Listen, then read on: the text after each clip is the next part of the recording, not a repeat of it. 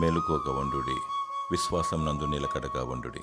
1 కొరింథీయులకు రాసిన పత్రిక 16:13. ప్రభు అయిన యేసుక్రీస్తు రాత్రంతా మెలుకోగా ఉండి ప్రార్థించేవాడు. దినమంతా దేవుని రాజ్య విస్తరణకై ప్రకటించేవాడు. ఆయన శిలువ కార్యమును జరిగించుటకు ముందు గెత్సేమనే తోటలో తన శిష్యులను ప్రార్థించమని సెలవిచ్చాడు. శిష్యులు అలసిపోయి నిద్రిస్తుండగా ఒక్క గడియ మేల్కొని ఉండలేరా అని యేసుక్రీస్తు ప్రభువు వారిని అడిగాడు.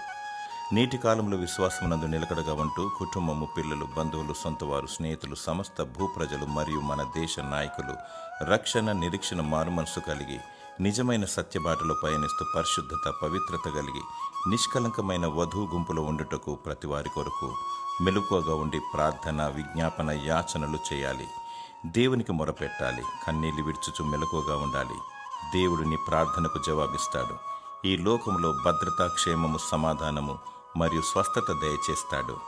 దేవుడు నీ పట్ల తన ప్రణాళికను నెరవేర్చి నిన్ను దీవించునుగాక. ఆమెన్.